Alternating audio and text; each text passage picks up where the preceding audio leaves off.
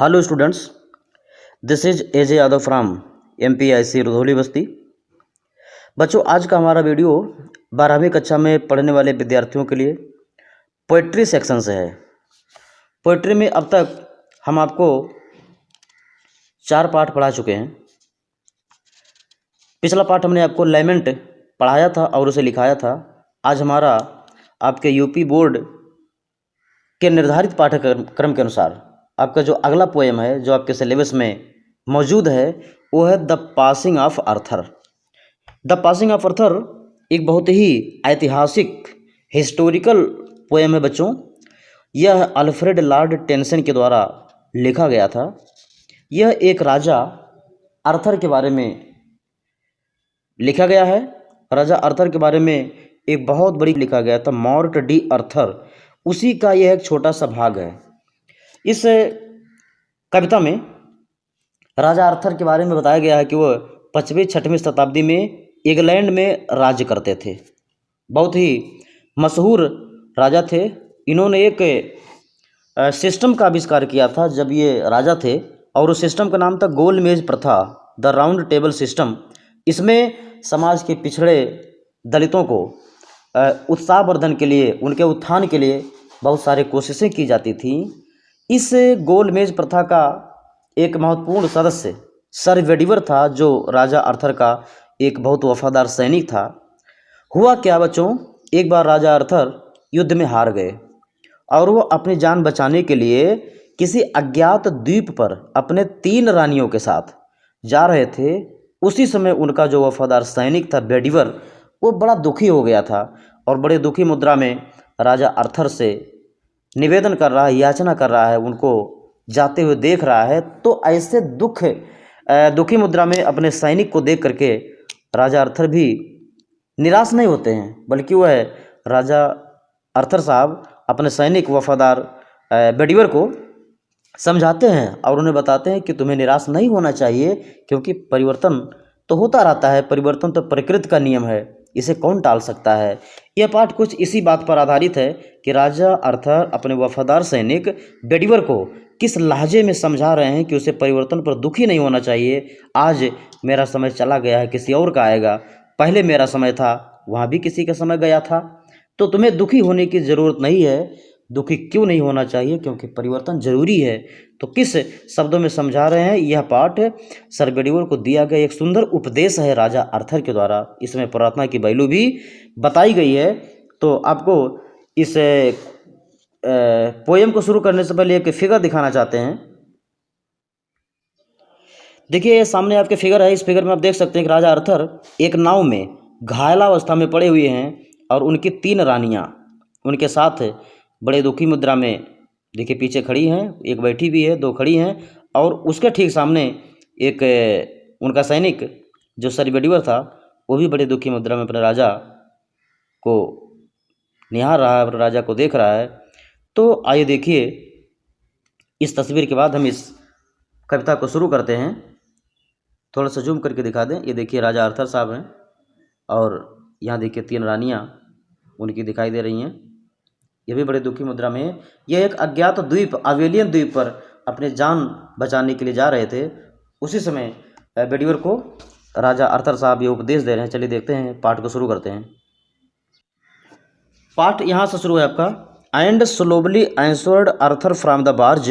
Barge माने आपको लिखवाया गया एक छोटी नाव। और राजा आर्थर धीरे से एक छोटी नाव में से बोले, उत्तर दिए, the old order changed yielding place to new. राजा आर्थर बोल रहे हैं अपनी छोटी नाव से कि पुरानी परंपराएं बदलती हैं नए परंपराओं को स्थान देने के लिए। यील्ड माने स्थान देना यहाँ। तो राजा आर्थर समझा रहे हैं अपने वफादार सैनिक वेडिवर को कि पुरानी परंपराएं बदलती रहती हैं और पुरानी परंपराओं के स्थान पर नई परंपराएं आती हैं। And God fulfils himself in many ways. और ईश्वर अपनी इच्छाओं की पूर्ति अनेक तरीके से करता है। Lest one good custom should corrupt the world. कहीं ऐसा ना हो कि कोई एक अच्छी परंपरा पूरे संसार को भ्रष्ट कर दे, बर्बाद कर दे। इसलिए भगवान नियमों को, सिस्टम्स को बदलते रहते हैं, परिवर्तन करते रहते हैं। इसलिए तुम्हें गोल मेज प्रथा के समापन पर दुखी होना नहीं चाहिए। सेकंड स्टैंजा आप देखते हैं, कंफर्ट दाई सेल्फ, अपने आप को सांत्वना दो। What comfort is in me, मेरे पास अब कौन सी सांत्वना बची हुई है। I have lived my life, मैंने अपना जीवन जी लिया है। And that which I have done, और जो कुछ मैंने किया है अब तक, may he within himself make pure, और मुझे पूरी आशा है, यहाँ देखिए एच कैपिटल है ही का, ये ईश्वर के लिए यूज़ किया गया है। मुझे पूरा उम्मीद है, मुझे पूरा विश्वास है कि भगवान उसको शुद्धता के साथ स्वीकार करेंगे, अर्थात मेरे कर्मों को, मेरे कृत्यों को वह स्वीकार कर लेंगे बड़ी ईमानदारी के साथ। बट दाऊ, लेकिन तुम, if thou shouldst never see my face again, अगर तुम मेरा चेहरा फिर से ना देख पाओ तो क्या करना है। यानी राजा अर्थर बेडीवर को समझा रहे हैं कि तुम अपने आप को हिम्मत दो, अपने आप को सांत्वना प्रदान करो। मेरे अंदर क्या सांत्वना बची है, मैं तो घायल हूँ, जान बचाने के लिए भाग फिर रहा हूँ, लेकिन तुम्हें तो सांत्वना अपने आप को रखना चाहिए। मैंने अपना जीवन जी लिया है और जो कुछ मैंने किया है ईश्वर उसे स्वीकार करेंगे, लेकिन अगर तुम मेरा चेहरा ना देख पाओ तो करना क्या। आइए देखिए इस अगले पैराग्राफ में, प्रे फॉर माई सोल, अगर मेरा चेहरा तुम दोबारा ना देख पाओ तो प्रे फॉर माई सोल, मेरी आत्मा के लिए प्रार्थना करना। More things are wrought by prayer, wrought माने यहाँ करना, बहुत सी चीज़ें प्रार्थना के द्वारा की जाती हैं। Then this world dreams of, जिसको ये संसार स्वप्न में देखता है उससे भी ज़्यादा चीज़ें प्रेयर के द्वारा, प्रार्थना के द्वारा संपन्न की जाती हैं।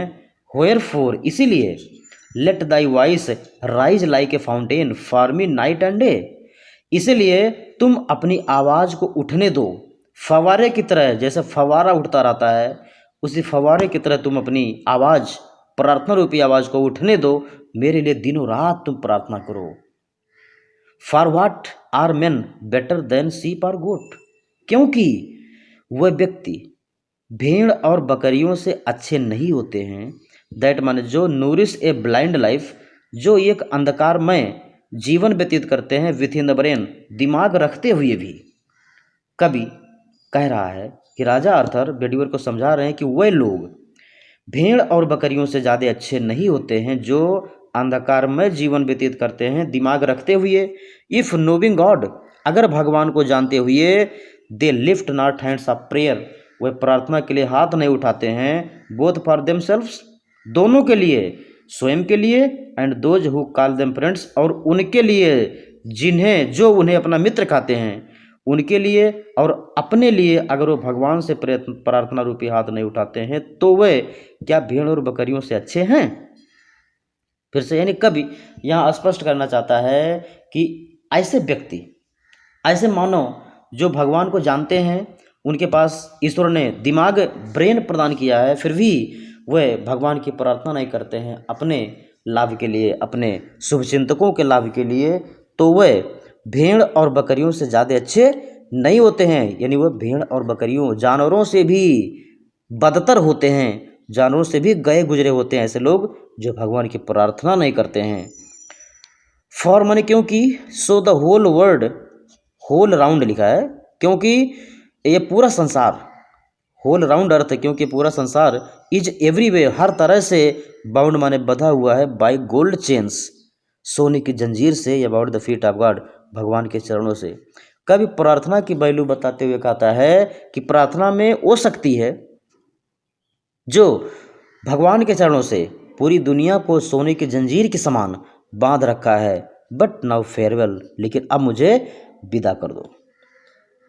कभी अंतिम लाइनों में कह रहा है कि राजा अर्थर बेडीवर से कह रहे हैं कि अब तुम मुझे विदा करो और अपने आप को सांत्वना प्रदान करो, और तुम मेरे लिए भगवान से प्रार्थना करो, क्योंकि प्रार्थना में बहुत बड़ी शक्ति होती है, और प्रार्थना तो ऐसे ऐसे काम कर देता है जिसके बारे में लोग स्वप्न में भी नहीं जान पाते हैं, नहीं समझ पाते हैं, इसलिए तुम्हें प्रार्थना करना चाहिए। तो आइए अब हम लोग चलते हैं सेंट्रल आइडिया की तरफ। सेंट्रल आइडिया बच्चों देखिए, फ्रॉम द पासिंग ऑफ अर्थर, इसका सेंट्रल आइडिया का हमने नोट यहाँ मौजूद है आपके सामने, देखें। In this poem the king Arthur consoles his loyal knight Sir Bedivere, who is very sad at the end of the round table system. यानी इस कविता में राजा अर्थर अपने वफादार सैनिक, अपने वफादार सिपाही सर्वेडिवर को सांत्वना देते हैं जो बहुत दुखी है राउंड टेबल सिस्टम के अंत पर। The old rule change in leave of new, यानी पुराने नियम बदलते हैं नए के स्थान पर। चेंज इफ नेचर, परिवर्तन प्रकृति का नियम होता है। So he should pray for his soul, इसीलिए उसे उसकी आत्मा के लिए प्रार्थना करना चाहिए। Prayer has a great power, प्रार्थना में बहुत बड़ी शक्ति होती है। It can do impossible works, यह असंभव कामों को कर सकता है। The people who do not pray to God are like animals, ऐसे लोग जो भगवान की प्रार्थना नहीं करते हैं वो जानवर के समान होते हैं। The golden chain of prayer, प्रार्थना रूपी सोने की जंजीर, लिंक्स अस, हमें जोड़ देती है with the feet of God, भगवान के चरणों से। अब हम इसका कुछ एक्सप्लेनेशन वाला पार्ट कर लेते हैं ताकि ये पार्ट खत्म हो जाए। तो हम इस पार्ट का अंतिम पैराग्राफ, आपको जो अंतिम स्टेंजा दिया गया फॉरवर्ड से लेकर के फेयरवेल, अपनी किताब में देख लीजिए। इसमें 2 2 4 2 6 7 इन लगभग 7 लाइनों का हम आपको एक्सप्लेन करने जा रहे हैं, फॉरवर्ड से लेकर के फेयरवेल तक। रेफरेंस देखें, this stanza has been taken from the poem passing of the Arthur composed by Alfred Lord Tennyson. ये तो समझ ही रहे हैं, इसमें कुछ करना नहीं है। कॉन्टेक्स्ट है, इन this stanza the poet tells us the value of prayer. इस पद्यांश में कवि हमको प्रार्थना के महत्व को बताता है। ये एक्सप्लेनेशन भी देख लेते हैं। The king Arthur tells his loyal soldier that, राजा अर्थर अपने वफादार सैनिक से कहता है कि prayer is very valuable thing, प्रार्थना एक बहुत ही बहुमूल्य चीज़ होती है। The humans are only creatures in the world, मानव ही संसार में एकमात्र ऐसा प्राणी है हु हैव ब्रेन्स, जिसके पास दिमाग होता है। If he spends A life of ignorance in spite of having brain, अगर वो दिमाग रखने के बावजूद भी अज्ञानता का जीवन व्यतीत करता है, he is not better than animals, तो वह जानवरों से ज़्यादा अच्छा नहीं होता है। ही नोज, वह जानता है, गॉड, वह जानता है भगवान को। Yet he does not pray to him, फिर भी वो उनकी प्रार्थना नहीं करता है। For himself and his friends, अपने लिए तथा अपने मित्रों के लिए। He is really worse than sheep and goat, वास्तव में वह भेड़ और बकरियों से ज़्यादा खराब होता है। Prayer is a golden chain, प्रार्थना एक सोने की जंजीर होती है। बाय हुच, जिसके द्वारा the whole earth is connected to feet of God, जिसके द्वारा पूरा संसार भगवान के पैरों से जुड़ा हुआ है। So he should be satisfied with the situation, इसलिए उसे स्थिति के अनुसार संतुष्ट होना चाहिए। And he should farewell him, और वह उसे यानी बेडिवर को, उसको यानी राजा आर्थर को अलविदा कहना चाहिए। एक और स्टेंजा हम देखते हैं, एंड स्लोली से डॉट वर्ड, यानी ऊपर से लगभग 4 लाइन है, इस शुरुआती 4 पंक्तियों का हम व्याख्या कर लेते हैं। तो देखें, कॉन्टेक्स्ट खाली बदलेगा, रेफरेंस तो आपको वही रहेगा। In this stanza the king Arthur consoles his favourite knight Sir Bedivere that change is necessary for goodwill of the world. इस पद्यांश में राजा आर्थर अपने अतिप्रिय सैनिक सर बेडिवर को समझाते हैं, सांत्वना देते हैं कि परिवर्तन जरूरी है संसार की भलाई के लिए। एक्सप्लेनेशन देख लीजिए। The king Arthur is sitting in a small boat, राजा अर्थर एक छोटी सी नाव में बैठे हुए हैं। His servant is very sad at this condition, उसका नौकर यानी राजा का नौकर उनके इस दशा पर बहुत दुखी है। Then the king comforts him, तब राजा उसको सांत्वना प्रदान करते हैं कि he should not be worry, उसे चिंता नहीं करना चाहिए। ही शुड नॉट वरी होना चाहिए, यहाँ बी काट दीजिएगा। ही शुड नॉट वरी, उसे चिंता नहीं करना चाहिए। Because change is the rule of nature, क्योंकि परिवर्तन प्रकृति का नियम होता है। The old customs changes in place of new customs, पुरानी परंपराएं बदल जाती हैं नई परंपराओं के स्थान पर। और God changes the customs according to his will, भगवान परंपराओं को बदलते हैं अपनी इच्छा के अनुसार। बिकॉज माने क्योंकि ये गुड कस्टम में करप्ट द वर्ल्ड, क्योंकि एक अच्छी परंपरा पूरे संसार को भ्रष्ट कर सकती है। If it continues for a long time, अगर यह लंबे समय तक मौजूद रहा तो। इसलिए परिवर्तन बहुत ज़रूरी है, बिना परिवर्तन के कुछ भी संभव नहीं है बच्चों। तो आपने पासिंग ऑफ अर्थर को पढ़ लिया, लिख लिया, इसका नोट बना करके आप लोग तैयार कर लीजिए। धन्यवाद, बहुत बहुत धन्यवाद आप लोगों को।